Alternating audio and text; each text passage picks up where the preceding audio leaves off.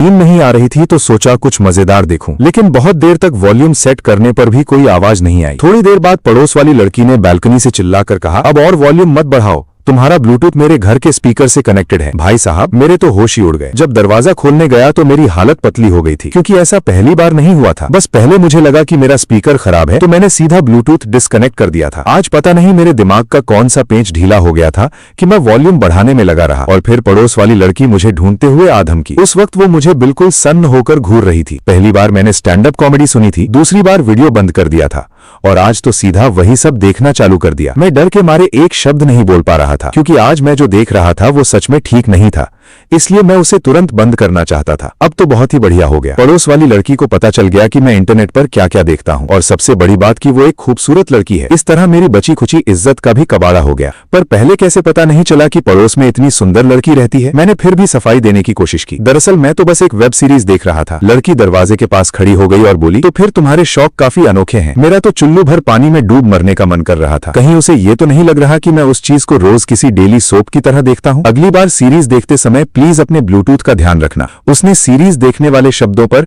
कुछ ज्यादा ही जोर दिया और आवाज को लंबा खींचा, जिससे साफ लग रहा था कि वो ताना मार रही है। मैंने कहा, हाँ बिल्कुल, मेरी ही गलती थी, तो मैं और क्या ही बोलता। फिर वो संतुष्ट होकर चली गई। उसे भेजने के बाद मुझे अचानक एहसास हुआ कि उसके घर का स्पीकर मेरे आईपैड से कई बार कनेक्ट हो चुका था। तो उसने मुझे पहले क्यों नहीं बताया? क्या वो चुपके से मेरे साथ आवाजें सुनना चाहती थी? रात को जब मैं फिर से मजे में सीरीज देखने की तैयारी कर रहा था, तभी फिर से कोई आवाज नहीं आई। मैं बालकनी में गया और पड़ोस में चिल्लाया, मैडम, क्या आपके स्पीकर से आवाज आ रही है? तभी वो लड़की नाइट सूट पहने बालकनी में आ गई। उसके बालों से पानी टपक रहा था। मेरी नजरें बेकाबू होकर नीचे की तरफ चली गईं और मेरे मुंह से लार टपकने ही वाली थी। तुम क्या देख रहे हो? उसकी आवाज सुनकर मैं अचानक होश में आया। मेरा मतलब था कि मेरा ब्लूटूथ शायद फिर से तुम्हारे स्पीकर से कनेक्ट हो गया है। लड़की ने मुझे बहुत चिढ़कर घूरा और कहा, तो फिर उसे डिस्कनेक्ट कर दो ना। मैंने घबराते हुए कहा, मुझे लगा कि शायद तुम एक बार चेक कर लो, क्योंकि वो मेरे वाले से कनेक्ट ही नहीं हो रहा है। लड़की ने अजीब सी आवाज निकाली और मुड़कर चली गई। कितनी बेरहम और रूखी है। उसने मेरा दिल तोड़ दिया। फिर मुझे दरवाजा खटखटाने की आवाज आई। मैं खुशी से उछलता हुआ दरवाजा खोलने गया। वो लड़की अभी भी नाइट सूट में थी। अंदर आकर उसने मेरे फैले हुए कमरे को देखा और त्योरियां चढ़ा ली। वो मेरे स्पीकर के सामने बैठी, उसे ध्यान से चेक किया और बोली, तुम्हारा स्पीकर तो चालू ही नहीं है। मैंने तो अपना स्पीकर ऑन ही नहीं किया था। अच्छा, तो ये बात थी। लिविंग रूम के बीचों बीच आईपैड पकड़े हुए मैं थोड़ा शर्मिंदा सा हो गया। लड़की ने एक आवाज निकाली और जब वो मुड़कर जाने लगी तो जमीन पर पड़ी किसी अनजान चीज से टकराकर लड़खड़ा गई। और फिर मैंने अपनी आंखों के सामने उस लड़की को मेरी बाहों में गिरते हुए देखा। क्या इसे खुद चलकर गले लगना कहते हैं? भाई, क्या तुम सच में लड़के हो? लड़की ने दांत पीसते हुए कहा। दरअसल उसका ऐसा कहना गलत भी नहीं था, क्योंकि जब वो मेरी तरफ गिरी तो मैंने तुरंत मदद के लिए हाथ तो बढ़ाया, लेकिन वो काफी कमजोर था और मैं उसे पूरी तरह पकड़ नहीं पाया, जिस वजह से मेरे हाथ उसके ऊपर ही टिक गए। तुम्हारे बाल सच में बहुत खुशबूदार हैं, मैंने उससे बहुत ईमानदारी से कहा।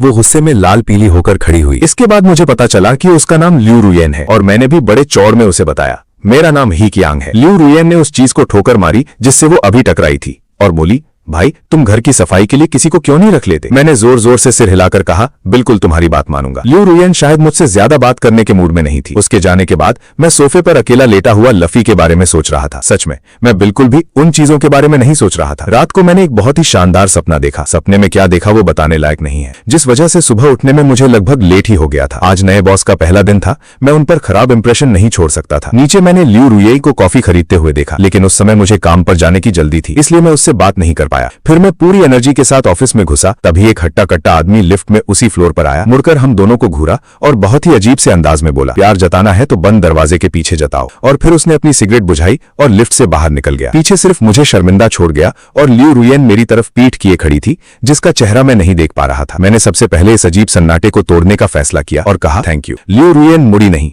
बस बड़ी शान से एक लाइन फेंक दी। मैंने खुद ही पहले खटखटाया था। ठीक है, मैं ही कुछ ज्यादा सोच रहा था। फ्लोर पर पहुंचने और अपने अपने घर जाने से ठीक पहले ल्यू रुयेन ने अचानक अपना फोन निकाला, कुछ देर उसे देखा और त्योरियां चढ़ाते हुए अपना फोन मेरे सामने कर दिया। तुम एक असिस्टेंट हो और तुम्हारे पास बॉस का कॉन्टैक्ट नंबर तक नहीं है। मैंने कहा, आपने मुझे बताया भी तो नहीं। बॉस के प्रेशर में आकर मुझे यही कहना पड़ा कि मैं इसे अभी सेव कर लेता हूँ। ल्यू रुयेन ने संतुष्टि से सिर हिलाया और जब मैंने उसका नंबर नोट कर लिया तो वो शान से अपने घर चली गई। मेरी तो किस्मत ही खराब है। जालिम ल्यू रुयेन। मुझे नहाए हुए ज्यादा देर नहीं हुई थी कि बाहर से दरवाजा खटखटाने की आवाज आने लगी। लगी। दरवाजा खोलने पर देखा ल्यू रुयन गुस्से से भरा चेहरा लिए बाहर खड़ी थी। मेरे चेहरे पर ढेरों सवाल थे। ओवर टाइम भी कर लिया, घर भी आ गए, अब फिर से मेरा दिमाग खाने क्यों आ गई? अगले ही पल उसने बहुत ही नाराजगी वाले टोन में कहा, तुमने अभी तक मुझे ऐड क्यों नहीं किया? आप ठीक तो हैं? आपने ये हुक्म कब दिया था? अगर मुझे तुम्हें काम के लिए ढूंढना पड़ा तो तुम क्या करोगे? मैंने देखा कि वो सच में बहुत उखड़ी हुई लग रही थी। मेरी और कुछ बोलने की हिम्मत ही नहीं हुई। मैंने तुरंत उसे ऐड कर लिया। तब जाकर ल्यू रुयन भुनभुनाती हुई वहां से गई। उसका फोन इस्तेमाल करने के बाद मैंने उसे वीचैट पर ऐड कर लिया। अगले दिन काम पर जाते समय मैंने देखा कि ल्यू रुयन की गाड़ी बिल्डिंग के नीचे खड़ी थी। जब मैं उसकी लग्जरी कार के पास से गुजरा तो अचानक कार के हॉर्न की जोरदार आवाज आई। मैंने मुड़कर देखा, ये बंदी अब क्या कर रही है? ड्राइविंग सीट का शीशा धीरे धीरे नीचे हुआ और ल्यू रुयन का खूबसूरत चेहरा नजर आया। वो अभी भी उसी पोकर फेस के साथ बोली, गाड़ी में बैठो। मैं अपना बैग पकड़े हुए गुस्से में आ गया। पूरा एक दिन ल्यू रुयन के बॉस वाले एटीट्यूड को झेलने के बाद मैं फट पड़ा। तुम इतना भड़क क्यों रही हो? ऑफिस में मेरा शोषण करती हो वो तो ठीक है, लेकिन अभी तो ड्यूटी का टाइम भी शुरू नहीं हुआ है। ल्यू रुयन मेरी डांट सुनकर थोड़ी हैरान रह गई। उसके चेहरे के भाव थोड़े बदल गए। उसे बिल्कुल भी उम्मीद नहीं थी कि मैं इतनी हिम्मत दिखाऊंगा। उसने बहुत देर बाद दबी हुई आवाज में कहा, मैंने तुम पर गुस्सा नहीं किया। स्पीचलेस। ये अमीर घर की बिगड़ी औलादें ऐसी ही होती हैं। क्या ये पैदाइशी लोगों पर रौब झाड़ना जानती हैं? मैं नई पीढ़ी का एक समझदार युवा हूँ। मैं किसी की जी हुजूरी करने वाला कायर नहीं हूँ। मैंने गुस्से में अपना सिर झटका और कहा, तुम खुद जाओ, मैं मेट्रो से जाऊंगा। पीछे ल्यू रुयन शायद अभी भी कुछ बड़बड़ा रही थी, लेकिन मेरे अंदर शोषण के खिलाफ जो गुस्सा भरा था उसने मेरा दिमाग खराब कर दिया था। मुझे बस धुंधले तौर पर कुछ ही शब्द सुनाई दिए, क्या लेट होना, क्या गुस्सा नहीं करना। लेकिन मुझे क्या पड़ी थी? मैंने सोचा अगर किसी का शोषण करना ही है तो कम से कम ऑफिस टाइम का तो इंतजार कर लो। हालांकि ये गुस्सा ज्यादा देर टिक नहीं पाया। जब मैं नाश्ता खरीदने के चक्कर में लेट हो गया तो मेरा सारा गुस्सा हवा हो चुका था। मैं मुंह में आधा पैनकेक दबाए पूरे रास्ते पागलों की तरह भाग रहा था। अभी थोड़ी देर पहले मैं जितना अकड़ में था, अब मेरी हालत उतनी ही खराब थी। ऑफिस पहुंचकर मैंने देखा कि ल्यू रुयन गेट पर अटेंडेंस मशीन के पास दीवार के सहारे खड़ी थी। उसके चेहरे के एक्सप्रेशन समझ नहीं आ रहे थे। लो भाई, अब सब खत्म हो गया। मुझे किसी भी कीमत पर अपनी बॉस पर गुस्सा नहीं करना चाहिए था। किसी से भी पंगा ले लेता, पर मैंने अपनी ही बॉस से पंगा क्यों लिया? वो पक्का मुझे लेट आने पर रंगे हाथों पकड़ने आई थी। मैं कांपते हुए एक एक कदम बहुत ही धीरे धीरे रखते हुए उसकी तरफ बढ़ा। ल्यू रुयन ने मेरी तरफ देखा। गुड मॉर्निंग बॉस, मैंने कहा, पर मेरी उसे देखने की हिम्मत नहीं हो रही थी। उसने बहुत ही फीके स्वर में जवाब दिया और फिर वहां सन्नाटा छा गया। 1 सेकंड, 2 सेकंड, 3 सेकंड। जब मुझे लगा कि अब मेरी क्लास लगने वाली है, तभी ल्यू रुयन ने अचानक बोलना शुरू किया। आज अटेंडेंस लगाने की जरूरत नहीं है, आज की हाजिरी नहीं गिनी जाएगी। डर के मारे कांपते हुए मुझे लगा कि क्या मेरे कानों में कुछ खराबी आ गई है।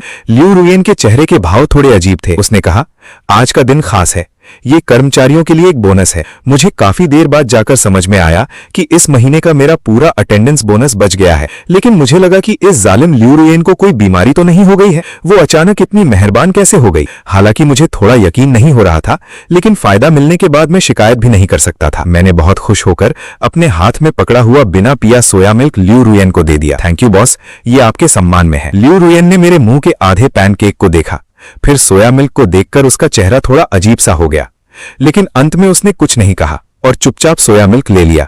धन्यवाद। जब मैं सहकर्मियों की डेस्क के पास से गुजरा तब मैंने उनकी धीमी आवाज में हो रही फुसफुसाहट सुनी। कंपनी में आज तक अचानक ऐसा कोई बोनस नहीं मिला। उन्होंने पहले नोटिस क्यों नहीं दिया? अगर मुझे पता होता तो मैं आज आराम से उठता। लीब्रो ने मुझे सस्पेंस वाले लुक के साथ देखा और कहा कि क्यांग, आज का ये बोनस तो एकदम तुम्हारे लिए ही बना है। मैं थोड़ा हैरान हुआ। क्यों? भाई ने मेरी तरफ इशारा करते हुए कहा, क्योंकि आज सिर्फ तुम ही लेट आए हो। अपनी डेस्क पर बैठकर मैं खुद के बारे में सोचने लगा। क्या सुबह बॉस के साथ मेरा बिहेवियर बहुत ही खराब था? बॉस असल में काफी अच्छी है, खूबसूरत भी है और कर्मचारियों को फायदे भी देती है। जहां तक कर्मचारियों को शोषण करने की बात है, आज के टाइम में कौन सा बॉस शोषण नहीं करता? और फिर वो अभी अभी इस पद पर आई है, उसे सच में बहुत सारे डॉक्यूमेंट्स की जरूरत है। करीब आधे घंटे तक खुद को समझाने के बाद मुझे अचानक बहुत जबरदस्त गिल्ट महसूस हुआ। वो एक नाजों से पली बढ़ी अमीर घर की लड़की है और मुझ जैसे एक मामूली असिस्टेंट ने उस पर चिल्ला दिया। उसे पक्का बहुत बुरा लगा होगा। और पूरे दिन की शिफ्ट खत्म होने को थी। मैं बस एक दरबान की तरह बैठा रहा, कोई काम नहीं किया। मैं देख रहा था कि ल्यू रुयन लगातार कंप्यूटर पर बिजी थी, लेकिन उसने मुझे एक बार भी काम के लिए नहीं बुलाया। मेरा जमीर जागा और मैंने उसका दरवाजा खटखटाया। बॉस, क्या आज कोई काम नहीं है? ल्यू रुयन ने थकी हुई आंखों से डेस्क पर रखे कागजातों को देखा और उनमें से एक फाइल निकालकर मुझे दे दी। तुम जाकर इस डेटा को चेक कर लो। जब मैं अपनी आस्तीन चढ़ाकर बड़े काम के लिए रेडी हो रहा था तो मैंने देखा कि ये डेटा चेक करने का काम बहुत ही आसान था। कल वाले काम से कई गुना हल्का था। ऑफिस के अंदर बिना रुके काम कर रही ल्यू रुयन को देखकर मेरे जमीर ने मुझे बहुत ज्यादा कोसा। छुट्टी होने के बाद मैं सुपरमार्केट गया और बहुत सारी सब्जियां खरीदी। बॉस भी अकेली रहती है। मैं उसे ये फील कराना चाहता था कि उसके एम्प्लॉइज उसकी कितनी केयर करते हैं। बस मुझे ये नहीं पता था कि उसे क्या खाना पसंद है। कोई बात नहीं, मैं अपनी पसंद के हिसाब से ही बना लूंगा। उसी के हिसाब से बना लूंगा। घर वापस आकर मैंने सच में बहुत मेहनत की। सब्जियां धोई, काटी, भूनी, पकाई, सब कुछ सेट कर लिया। खाना अच्छे से सजाने के बाद मैंने पड़ोस का दरवाजा खटखटाया। क्या बात है, मैंने बहुत ही एक्साइटमेंट भरी स्माइल के साथ कहा। बॉस को थैंक यू बोलने के लिए मैंने खास तौर पर एक शानदार खाना बनाया है। क्या बॉस मुझे ये सम्मान देंगी और आकर इसे टेस्ट करेंगी? लियू रुएन एक पल के लिए चौंक गई। उसके गोरे चेहरे पर हल्की सी लाली छा गई। मेरे लिए? मैंने तुरंत सिर हिलाया और फिर लियू रुएन को आधा खींचते और आधा मनाते हुए अपने डाइनिंग रूम में ले आया। उसने पूरी टेबल पर सजे खाने को देखा। वो पूरी तरह से हैरान थी और उसकी नजरें एक जगह टिक गई थीं। मैंने चापलूसी करते हुए उसे कुर्सी पर बैठाया। बॉस के लिए तो ये भी कम है। 1 घंटे बाद मैंने संतुष्टि से डकार ली। लियू रुएन खाते हुए मुस्कुरा रही थी। ऐसा लग रहा था मानो वो बहुत खुश है। मैंने चौड़ में पूछा, कैसा लगा मेरे हाथों का जादू? बहुत अच्छा है ना? लियू रुएन ने मेरी आंखों में नहीं देखा, बस बहुत ही हल्का सा सिर हिलाया।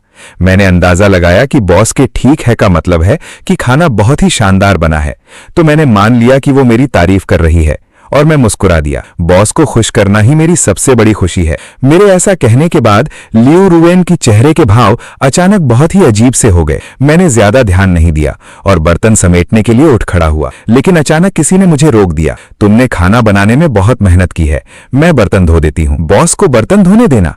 क्या एक अच्छा कर्मचारी ऐसा होने दे सकता है?